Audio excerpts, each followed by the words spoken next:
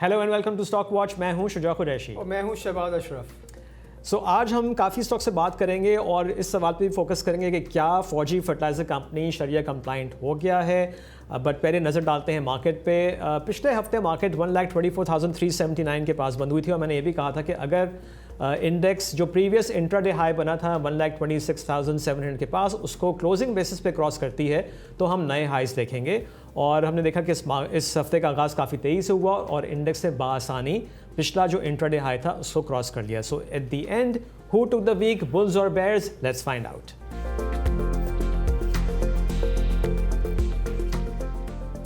इस हफ्ते भी बुल्स मार्केट पे छाए रहे और KSE 100 इंडेक्स एक दफ़ा फिर रिकॉर्ड हाई पे क्लोज हुआ है 1,31,949, अ गेन ऑफ 6%। और इंडेक्स लेवल की अगर बात करें तो मैंने आपको जैसे बताया, और 7,570 पॉइंट्स का इजाफा। सिर्फ एक हफ्ते में हमने 7,570 पॉइंट्स का इजाफा देखा और 6% का गेन। तो एक ट्रिमेंडस वीक था और रिकॉर्ड हाई पे एक दफ़ा फिर मार्केट हमको नज़र आई है। ऑफकोर्स बैंकिंग सेक्टर ने लीड किया इस हफ्ते की तेज़ी को।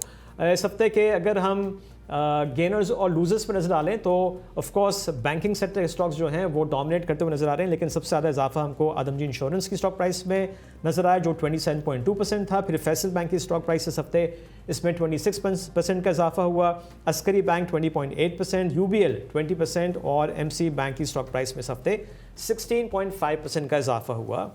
इसी तरह अगर हम टॉप लूजर्स की बात करें तो इस हफ्ते सबसे ज़्यादा कमी बन्नू वुलन की स्टॉक प्राइस में नज़र आई जो 11.9% थी। गनी ग्लास की स्टॉक प्राइस में 7.6% कमी हुई। पाक गल्फ लीजिंग 5.3%। तारिक ग्लास की स्टॉक प्राइस में 4.6% की कमी देखी गई और EFUG की स्टॉक प्राइस में इस हफ्ते 4.5% की कमी हुई। इस हफ्ते की बिग स्टोरीज क्या थी? Let's find out.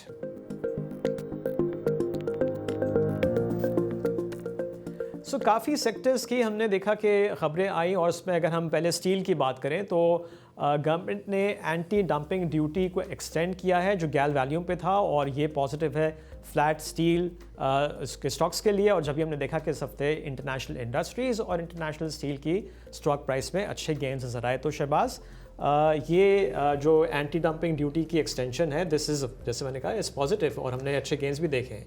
अगर आप देखें जो एंटी डंपिंग ड्यूटी थी वो लग रही थी basically hot dip galvanized coil पे। अब हो क्या रहा था कि पीपल वो importing a similar kind of product पर अंडर डिफरेंट HS कोड, जिसकी वजह से अगर आप देखें पिछले 4 या 5 साल में वही चीज़ इंपोर्ट होती है तकरीबन 50 से 60 हज़ार टन। लास्ट 2 इयर्स वही चीज़ इंपोर्ट हो रही थी तकरीबन 2 लाख टन। तो इसकी वजह से जो लोकल प्लेयर्स हैं ISL एंड ASL वो यही चीज़ बनाते हैं तो वो हर्ट हो रहे थे। उसकी वजह से गवर्नमेंट ने क्या करा है कि ड्यूटी अप टू 40% इम्पोज कर दी है। इसकी वजह से जो वॉल्यूम्स हैं just because of this other than GDP growth तकरीबन 20 से 25% बढ़ सकते हैं। फिर अगर आप देखें जो इंपोर्ट हो रहे थे तकरीबन वो 1.5 लाख टन एक्स्ट्रा इंपोर्ट हो रहा था। अगर वो एंटी डंपिंग की वजह से रुक जाता है तो there are 2 players between ISL और ASL वो चीज़ इस मार्केट से ले सकते हैं, जिसकी वजह से हम ये देखेंगे कि ओवरऑल जो आपकी एक अर्निंग एक्सपेक्टेशंस थी वो मज़ीद अपर रिवाइज हो सकती है। अगर कुछ लोगों ने इसको रिवाइज भी करा है, अर्निंग्स देखें अगर आप FY26 तो उसके बेसिस पे I think specially ISL is trading at very undemanding valuation. इसकी वजह से हमने देखा कि एक्टिविटी काफ़ी इसमें अच्छी रही है इस हफ्ते। राइट। अच्छा, पिछले हफ्ते जो फॉरेक्स रिजर्व्स के नंबर आए थे, हमने देखा था कि डेट पेमेंट थी तो एक बड़ा आउटफ्लो को नज़र आया था। बट इस हफ्ते वंस अगेन इनकरेजिंग नंबर्स आ गए हैं। वो खैर कहा भी था कि वो चाइनीज़ रोल ओवर हो जाएगा। तो जो थर्सडे को नंबर्स रिपोर्ट हुए हैं उसके मुताबिक स्टेट बैंक के पास जो रिजर्व्स हैं अब वो $12.73 बिलियन के हैं।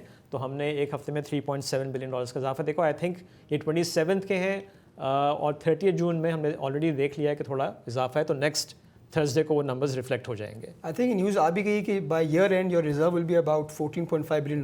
जो अच्छी बात यह है कि ये नंबर्स रिजर्व्स के they are above State Bank expectations and IMF expectations. And next year की जो टारगेट है इंपॉर्टेंटली वो 17 बिलियन का है। अगर हम देखें इस साल 9.3 था ओपनिंग रिजर्व्स नंबर और वी आर क्लोजिंग एट 14.5। तो ये नंबर काफ़ी given the global economic situation and geopolitical situation ये काफ़ी नंबर काफ़ी हेल्दी है और लगता है कि नेक्स्ट ईयर जो टारगेट 17 बिलियन का है वो भी हम अचीव कर पाएंगे। Right, okay. अच्छा, इसके अलावा CPI के नंबर्स भी इस हफ्ते रिलीज़ हुए और जून में इन्फ्लेशन 3.23% रहा और इस तरह से हमने जो फिस्कल ईयर 25 क्लोज किया है वो 4.5% पे किया है। ये बड़ा अच्छा नंबर है। It is below what state bank ने टारगेट रखा था फॉर दिस फिस्कल ईयर, तो दिस इज़ वेरी पॉजिटिव। अच्छा, इसके अलावा ट्रेड के नंबर्स भी आए हैं। ट्रेड डेफिसिट जून 2025 में $2.3 बिलियन रहा, which is down 3% year on year. और इस तरह से अगर हम फिस्कल ईयर 25 की बात करें तो ट्रेड डेफिसिट $26 बिलियन रहा है, which is up 9% year on year. Imports को अगर हम देखें तो जून 2025 में इम्पोर्ट्स $4.9 बिलियन की थी, which is down 7% month on month और 2% ईयर ऑन ईयर इसमें हमको डिक्रीज नज़र आए इम्पोर्ट्स में। एक्सपोर्ट्स पर नज़र डाली जाए तो जून 2025 में एक्सपोर्ट्स $2.5 बिलियन की रहीं, which is down 5% month on month और ईयर ऑन ईयर अगर देखा जाए तो इट इज़ डाउन 1%। ओके, और अब हम चलते हैं अपने गेस्ट की तरफ। आज हमको ज्वाइन कर रहे हैं वकास गनी, जो हेड ऑफ रिसर्च हैं at JS Global Capital. Waqas, welcome to the show. Thank you Shujaat, thank you for inviting me. अच्छा वकास, हमने देखा कि इस हफ्ते मार्केट में बड़ी तेज़ी हुई और जैसे मैंने शुरू में बताया भी कि 6% का हमको गेन नज़र आया इंडेक्स में और primarily led by the banking sector ना। हमने पिछले हफ्ते भी इस शो में बैंकिंग सेक्टर पे काफ़ी तफसील से बात की थी और इस हफ्ते जो तेज़ी नज़र आई है, तो अब इन्वेस्टर सवाल ये पूछ रहे हैं कि क्या अभी यहाँ से वैल्यूज़ हैं और जो भी रिजल्ट्स एक्सपेक्टेड हैं, हमने ये कहा था कि चूँकि रिजल्ट सीजन शुरू हो रहा है और बैंक्स, फर्टिलाइज़र और कुछ ऑयल कंपनीज़ डिविडेंड देती हैं हाफ ईयर पे भी, तो उन पे फोकस भी करना चाहिए। So now do you think कि जो अब प्राइसेस आ गई हैं, यहाँ से भी क्या बैंक्स में मज़ीद वैल्यू है? जो कुछ बैंक्स ऐसे हैं जो इसमें अभी भी डिविडेंड यील्ड अगर हम देखें तो काफ़ी अट्रैक्टिव डिविडेंड यील्ड्स हैं।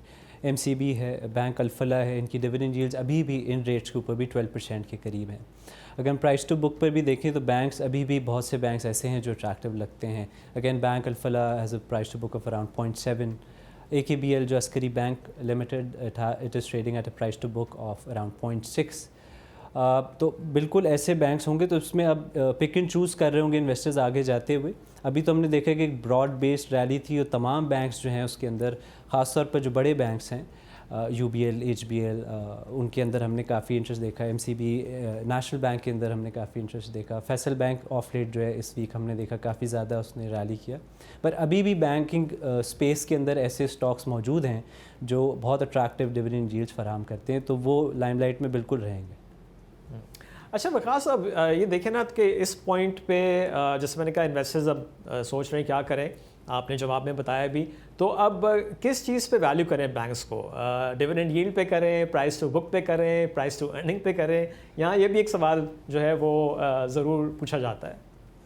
जी, अमूमन हम बैंकिंग सेक्टर की जब बात करते हैं तो डिविडेंड यील्ड के एतबार से उसको हम जांचते हैं कि जी डिविडेंड कितने फराहम करें। बैंकिंग एक ऐसा सेक्टर है अलॉन्ग साइड फर्टिलाइज़र जहां हम कंसिस्टेंट डिविडेंड देख रहे होते हैं। बहुत सारे बैंक्स तकरीबन जो है वो हर क्वार्टर डिविडेंड देते हैं और एक एक्सपेक्टेशन होती है इन्वेस्टर्स की कि जी हमें हर क्वार्टर जो एक इनफ्लो आएगा डिविडेंड की मद में। तो ये तो मेट्रिक बहरहाल रेलेवेंट रहेगा ही। और अभी भी जैसे मैंने जिक्र किया कुछ बैंक्स 10% से ज़ायद डिविडेंड यील्ड दे रहे हैं, तो compare to some other asset classes या अगर बैंकिंग डिपॉजिट से ही हम कंपेयर करें तो उससे कहीं अट्रैक्टिव ही वो एक ऑप्शन है। तो ये तो बिल्कुल रेलेवेंट रहेगा मेट्रिक और लोग इसको देखेंगे। प्राइस टू अर्निंग्स पर भी देख सकते हैं। प्राइस टू बुक वैल्यू एक हमेशा एक कन्वेंशनल स्टैंडर्ड रहा है कि बैंक्स जो हैं वो क्योंकि बुक वैल्यू उनकी सिग्निफिकेंट होती है, उसके एतबार से हम देख रहे होते हैं किस बैंक को हम किधर प्लेस करें और जो प्राइस पे वो ट्रेड कर रहा है क्या वो जस्टिफाइड है कि नहीं। ऑफ लेट ऑब्वियसली अर्निंग्स भी देख रहे हैं अब इन्वेस्टर्स की, जी अर्निंग्स कौन सा बैंक जो है कितनी अर्निंग मुहैया कर रहा है और फिर जो जिस प्राइस पे वो ट्रेड कर रहा है क्या वो मौजू है, मुनासिब है। तो all these matrix can be looked at. बिल्कुल। अच्छा शहबाज, ये बताएं कि UBL की मैं बात करना चाह रहा हूँ। UBL की बाय द वे कि बोर्ड मीटिंग की डेट भी अनाउंस हो गई है। 11 जुलाई यानी कि नेक्स्ट फ्राइडे बोर्ड मीटिंग है, लंदन में है 11 बजे, तो पाकिस्तान में 3 बज रहे होंगे, 4 घंटे का फ़र्क है। तो हो सकता है कि रिज़ल्ट फ्राइडे को अनाउंस भी हो जाए। और जिस तरह से UBL ने भी रैली किया है, स्प्लिट होने के बाद 260 पे प्राइस, फिर वहाँ से हमने देखा है कि आज ऑलमोस्ट 330 तक काम हुआ है। अच्छा, एक चीज़ जो मुझे बड़ी इंटरेस्टिंग लगी है कि ये हाफ़ ईयर के रिज़ल्ट्स हैं और हाफ़ ईयर के रिज़ल्ट्स ऑडिटेड होते हैं और अभी 30 जून को साल ख़त्म हुआ है, हाफ़ ईयर ख़त्म हुआ है और 11th बड़ा कम अरसा हुआ है ये कि उसमें आपके ऑडिट भी हो जाता है और रिज़ल्ट भी आ जाता है। तो एक तो ये बड़ी इंप्रेसिव चीज़ है। और क्या एक्सपेक्टेशन आप समझते हैं कि है? आई थिंक डिविडेंड जो आ रहा था उससे बेहतर हम एक्सपेक्ट कर सकते हैं। जो ये 11 रुपये दे रहे थे क्वार्टर पे पिछले साल भी 11 रुपये दिया, इस साल भी पहले क्वार्टर में 11 रुपये दिया, तो क्या ज़्यादा डिविडेंड की एक्सपेक्टेशन रखी जा सकती है? अगर आप देखें लास्ट फ्यू क्वार्टर्स हम देख रहे हैं कि यूबीएल तकरीबन 11 रुपये का डिविडेंड दिया। अब आपको ये पता है कि वो स्टॉक स्प्लिट हो गया है, तो 11 रुपये का मतलब है 5.5 रुपये, right. And based on its capital adequacy ratio and leverage ratio, वहाँ गुंजाइश तो लिमिटेड है, but there is higher possibility and probability कि इस क्वार्टर से specially after stock split UBL dividend बढ़ा सकता है। हम इसको अज्यूम कर लेते हैं कि 5.5 रुपये दे रहा था वो the last how many quarters, अगर वो 5.5 नहीं 7 रुपये दे देता है, 7 रुपये का मतलब है प्रॉब्ली साल के 28 रुपये। 28 रुपये पे तो अगर आप यील्ड देखेंगे वो is trading at below 10 times, right. तो it is not that attractive on dividend yield basis. But I think एक चीज़ हमें देखनी है based on price to earning ratio. अगर आप देखें यूबीएल की अर्निंग पहले लोग एक्सपेक्ट कर रहे थे कि 60-65 रुपये देगा दिसंबर एंड तक, राइट। जब बिकॉज ऑफ लास्ट क्वार्टर जब रिजल्ट वाज वेरी आउटस्टैंडिंग और उसमें कुछ खास वन ऑफ नहीं था और गुंजाइश बहुत ज़्यादा थी, तो हम ये देख सकते हैं कि UBL will close calendar year 26 at 25 तकरीबन 90-100 रुपये के बीच में। तो अगर उस बेसिस पे देखें तो it's trading at very undemanding valuations, right. Sorry, हाँ, 90 का मतलब है 45 रुपये, राइट। 45 का मतलब है कि yes it is trading a very undemanding valuation. तो येस इस लेवल को देखते हुए, इस लेवल की अर्निंग्स देखते हुए हमें लगता है यूबीएल में गुंजाइश है। अगर आप एक और इंपॉर्टेंट बात है लोगों को मिस नहीं करनी चाहिए कि UBL is the only bank, right, amongst all the banks जो बहुत aggressive जा रहे हैं in terms of leverage ratio. It is trying to do something different from other banks, right? बाकी banks similar, अगर आप उसका देखें leverage ratio is around 100-110%, पर इसका leverage ratio is in excess of 200%, right? तो उसकी वजह से इसकी जो, अगर आप देखें इस leverage की वजह से अगर किसी भी एसेट पे वो अगर 0.5% भी एक्स्ट्रा कमाएगा तो इन एब्सोल्यूट टर्म्स वो कितना हो सकता है, राइट। तो that's why I think people like UBL. और यूबीएल में एक डेफिनेटली प्रोबेबिलिटी है या मैं पॉसिबिलिटी कहूँ of increasing there dividend in this quarter. अच्छा वकास, मैं थोड़ा सा आगे बढ़ता हूँ और डिफरेंट सेक्टर और फर्टिलाइज़र की बात करते हैं।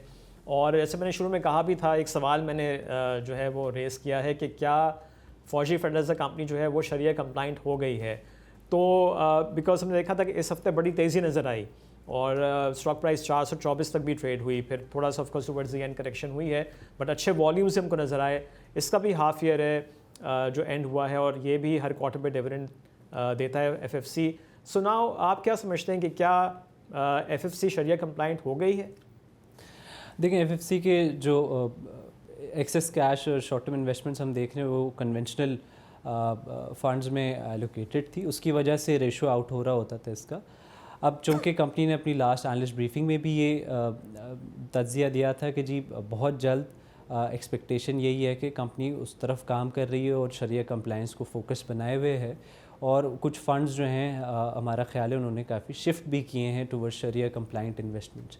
तो एक तो ये है कि इससे बिल्कुल जून क्वार्टर के रिज़ल्ट्स जब आएंगे तो लोगों की नज़र इस पर होगी कि आया ये शरिया कंप्लाइंट हो गए हैं, वो जो 2 मैट्रिक्स के ऊपर ये आउट होता है। तो ये बिल्कुल मुमकिन है कि जून नहीं तो सितंबर तक ये शरिया कंप्लाइंट हो जाएगा। इसमें सिर्फ एक ही एक कबाहत थी, और अगर वो सारे अपने फंड्स जो शरिया कंप्लाइंट इन्वेस्टमेंट एवेन्यूज़ के अंदर डाल देते हैं तो फिर जो हम रेशो कैलकुलेट करेंगे तमाम जो 6 मैट्रिक्स हैं उन सब के ऊपर ये शरिया कंप्लाइंट होगा। So may be in a quarter's time we can see FFC being a sharia compliant company. Shahbaz, इस पर आप क्या कहेंगे? बिकॉज जैसे हमने बात की कि लास्ट जो कॉर्पोरेट ब्रीफिंग थी एफएफसी ने जो की थी उसमें उन्होंने कहा था कि बाय 30 जून एंड वो शरिया कंप्लाइंट हो जाएंगे, तो उसका बाकायदा वो मटेरियल इन्फॉर्मेशन का नोटिस भेजेगी कंपनी या किस तरीके से ये होगा? आई थिंक मोस्ट इम्पॉर्टेंटली अगर आप देखें इसकी non compliant investments as a percentage of total investment, जिसमें अस्करी बैंक भी आता है वो, और उसमें जो मेजर चंक है 103 अरब का एज पर मार्च अकाउंट्स, वो म्यूचुअल फंड से कन्वेंशनल। हम अज्यूम करें कि 103 अरब वो अगर पूरा कन्वर्ट हो जाता है इस्लामिक फंड्स में, तो उनका जो ये दोनों रेशो हैं, जो non compliant assets as a percentage of total investments and non compliant income, वो दोनों कंप्लाइंट हो जाएंगी।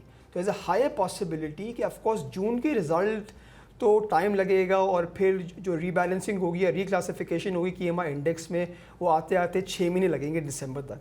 बट नॉर्मली ये होता है कि नॉर्मली अगर ये शरिया कंप्लाइंट हो रही होती है तो नॉर्मली जो म्यूचुअल फंड्स क्या करते हैं कि म्यूचुअल फंड्स अपनी शरिया कंप्लाइंट एडवाइज़र को और एफएफसी को एक मीटिंग कॉल करते हैं और वहाँ दे एग्री कि शरिया कंप्लाइंट है कि नहीं। So yes there is a higher possibility कि जून एंड अकाउंट्स में ये कंपनी शरिया कंप्लाइंट हो जाए। तो बेसिकली शहबाज ये कह रहे हैं ना कि अभी जो रिजल्ट्स आएंगे तो जो उसमें हम बुक्स को देख के अंदाज़ा लगाया जा सकता है कि जी ये शरिया कंप्लाइंट हो गया है एफएफसी या नहीं हुआ, राइट? अगर आप सिंपल ये देखें इनके 103 अरब रुपए के कन्वेंशनल फंड्स थे, अगर उसको अज्यूम करें कि वो 50% भी कंप्लाइंट हो जाते हैं इस्लामिक फंड्स में तो ये कंपनी शरिया कंप्लाइंट हो जाएगी।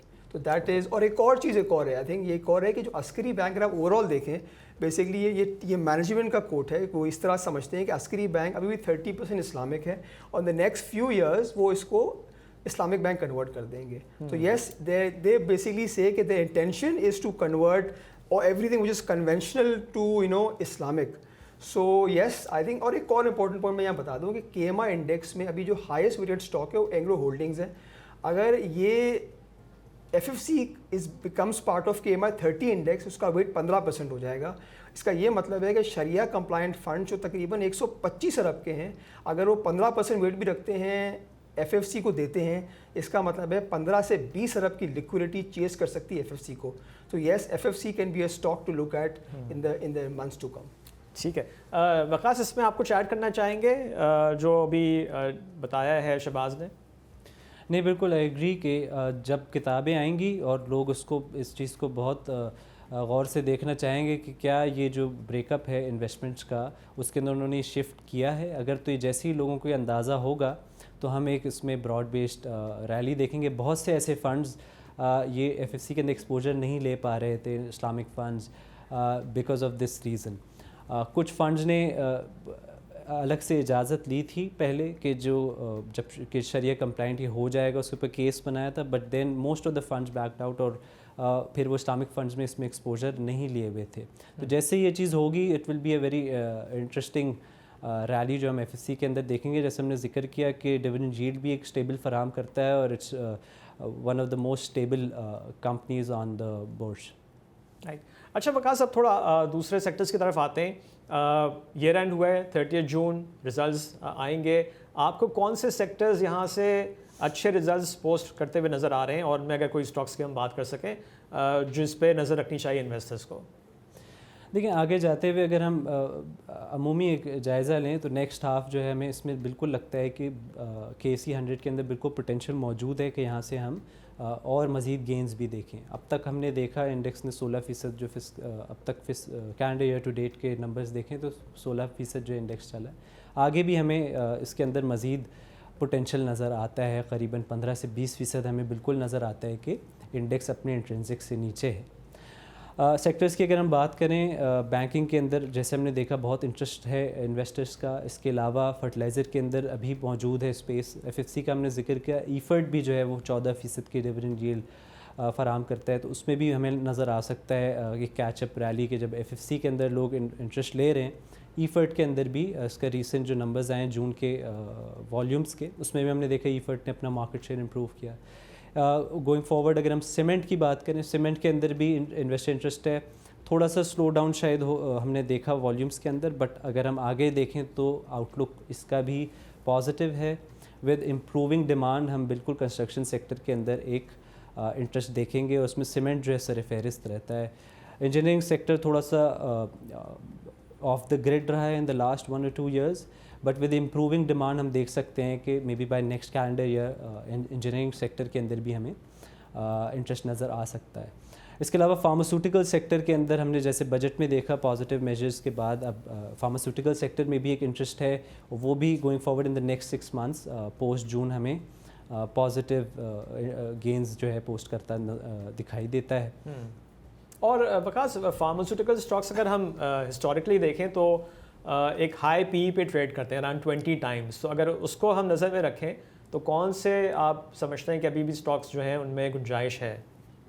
फार्मास्यूटिकल सेक्टर के अंदर we keep pitching AGP, it's a very good stock हमारी नज़र के अंदर। इसमें मज़ीद काफ़ी गुंजाइश मौजूद है। इसके अलावा ग्लैक्सो इज़ अ स्टॉक जो हमें अच्छा लगता है यहाँ से। उसमें हमें भी नज़र आता है कि उसमें भी जो है काफ़ी पोटेंशियल मौजूद है। ओवरऑल हमने देखा इस वीक के अंदर भी फार्मास्यूटिकल सेक्टर के काफ़ी स्टॉक्स के अंदर इंटरेस्ट था इन्वेस्टर्स का, और गोइंग फॉरवर्ड भी ये रिज़ल्ट शायद थोड़ा सा डल हो सकते हैं जून क्वार्टर के, बट दिसंबर के जो रिज़ल्ट्स हैं हमें नज़र आता है कि फार्मास्यूटिकल सेक्टर अच्छे पोस्ट करेगा। Okay Waqas, thank you very much. Thank you. अच्छा, इस हफ्ते हमने देखा कि ऑटो सेक्टर में भी काफ़ी तेज़ी नज़र आई, और specially in the last 2 sessions जो इस हफ्ते के थे उसमें दोनों गंदाराज ने काफ़ी अच्छा परफॉर्म किया, और फ्राइडे को साजगार के नंबर्स भी आए जो जून 2025 के प्रोडक्शन और सेल्स के नंबर थे, वो मैं पहले मेंशन कर देता हूँ। जून 2025 में जो 4 व्हीलर्स थे यानी कि जो उनकी हवल है, वो प्रोडक्शन नंबर था 985 यूनिट्स का, और उन्होंने जो सेल की हैं वो 1349। तो जब ये नंबर अनाउंस हुआ तो हमने एक बड़ी रैली देखी, साजगार की स्टॉक प्राइस में 1248 तक वो ट्रेड हुआ, फिर टुवर्ड्स थोड़ा नीचे आ गया। और 3 व्हीलर्स जो थे उसकी प्रोडक्शन नंबर था 1420 और सेल्स थी 2435। तो काफ़ी अच्छे नंबर्स साजगार ने पोस्ट किए। अब ये नहीं पता कि ये सस्टेन करेंगे नहीं, बिकॉज एक फैक्टर मेरे ख्याल में शहबाज ये भी हो सकता है कि जो गवर्नमेंट ने अब सेल्स टैक्स का रेट बढ़ा दिया है, पहले आई थिंक 12.5% था, अब ये हाइब्रिड पे भी 18% कर दिया है, तो मे बी लोगों ने थोड़ा सा पहले बाय कर लिया है, बट लेट्स सी कि ये नंबर सस्टेन करते हैं कि नहीं। तो आपका क्या व्यू है इस पर?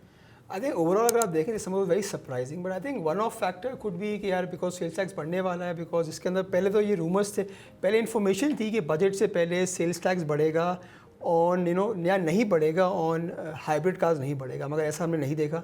इवेंचुअली सेल्स बढ़ गया, तो पीपल वेरी अनसर्टन, जिसको गाड़ी खरीदनी थी उसने इवेंचुअली कहा पहले ही खरीद लो अपफ्रंट करके, ताकि सेल्स टैक्स बच जाए।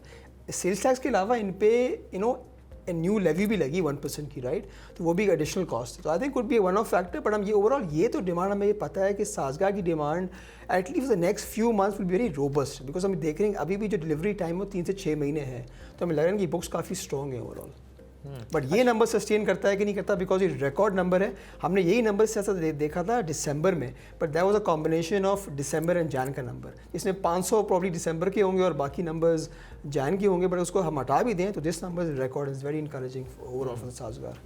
अच्छा, गंदाराज की बात करते हैं। दोनों जो गंदाराज है, गंदारा ऑटोज़ और गंदारा इंडस्ट्रीज़, बड़ा अच्छा परफॉर्म किया। स्पेशली लास्ट ट्रेडिंग सेशन में हमने देखा कि गंदारा ऑटोज़ तो अपने अपर लॉक पे हिट हो गया था। सो इसमें क्या आप देख रहे हैं? ऑफ कोर्स जो तो पिछले क्वार्टर के नंबर्स तो काफ़ी अच्छे थे। इसकी हम बुक बैलेंस शीट देखें मार्च एंड की, वहाँ इसका कैश एंड बैलेंस देखें, ट्रेड एंड पेबल्स देखें, एडवांस फ्रॉम कस्टमर्स देखें, हमें नज़र आ रहा था कि जो इसने लास्ट क्वार्टर बोथ गंदारा और गंदारा इंडस्ट्री जो रिज़ल्ट पोस्ट करा है उससे डेफिनेटली अगर कम नहीं तो बेहतर नज़र आएगा आगे जाके। तो येस, फिर हमने ये भी देखा है सिंस मार्च अप्रैल में numbers have very robust, specially of trucks. अगर आप इस तरह देखें पिछले 11 महीने में जो पैसेंजर कार्स हैं वो 40% से बढ़ी हैं, जो हाई या ट्रक्स एंड बसेस हैं वो 60 से 80% से बढ़े हैं। तो हमें लग रहा है कि ये रोबस्ट जो नंबर्स हैं ट्रक्स के, ये जून में भी कंटिन्यू रह सकते हैं। अगर आप जून के नंबर्स वीक भी आते हैं, अगर इसकी आप बैलेंस शीट देखें तो हमें लग रहा था और ये बहुत सर्टन था कि स्पेशली जो इसका जून एंड का रिजल्ट होगा वो बहुत डिसेंट होगा और बहुत अगर आप ये देखें कि specially Gandhara automobile for the last 12 months की अर्निंग तकरीबन 45 रुपीज़ की है। लास्ट क्वार्टर इसने अर्निंग्स करी तकरीबन 21 या 22 रुपये की। हमें लग रहा है कि जो अपकमिंग क्वार्टर है जून का will be much better than last quarter, जो रिकॉर्ड प्रॉफिटेबिलिटी होगी। अगले 12 महीने की profitability can be in the range of 80 to 90 rupees. तो based on those numbers the stock is trading at a multiple of probably 5 times and market is trading at a multiple of 6.5 times, और कुछ stocks तो 7, 8, 9 पे चल रहे हैं। So why not invest in GAL? तो going forward ये sustain करेंगी earnings? ये question है। अगर देखिए सस्टेनेबिलिटी अगर हम ये देखें based on the balance sheet numbers जो एडवांस फ्रॉम कस्टमर्स, अगर हम अज्यूम करें वो 50% भी एडवांस फ्रॉम कस्टमर्स है और वो 50% बुकिंग करते हैं एडवांसेस में, सो एटलीस्ट जो नंबर हमने लास्ट क्वार्टर देखे थे मार्च में वो एटलीस्ट द नेक्स्ट 5-6 क्वार्टर्स ये नंबर सस्टेन कर सकता है। तो हम ये कह सकते हैं कि yes for the next 12 months इसमें 4 क्वार्टर आते हैं तो earnings will be probably this companies can post in earning growth of almost 100%, which is very encouraging and robust overall. क्या ये वीडियो आपको अच्छी लगी? ऐसी मजीद वीडियोस के लिए अभी नुक्ता ऐप डाउनलोड करें। ओके, नेक्स्ट वीक के इवेंट्स पे भी नजर डाल लेते हैं। मंडे और ट्यूसडे को एज सच कोई डेटा नहीं आएगा।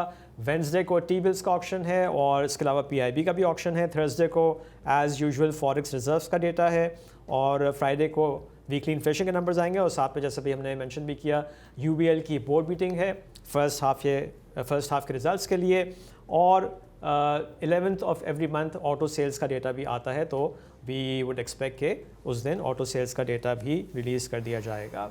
और अब हम चलते हैं कैंडल टॉक की तरफ।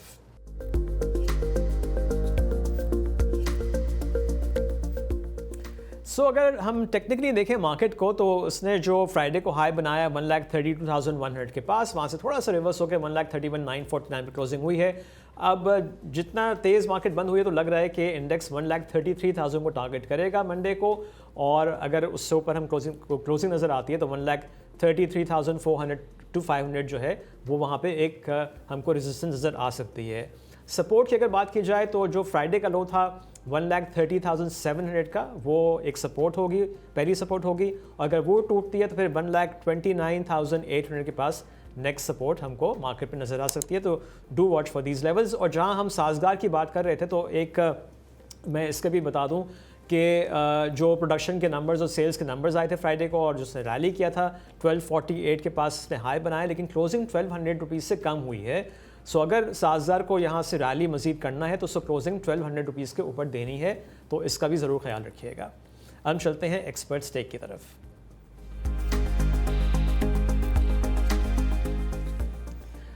शहबाज मार्केट में हमने देखा कि इस हफ्ते तो बहुत तेज़ी हुई है, बैंक्स और फर्टिलाइज़र हमने पिछले हफ्ते मेंशन भी किया था।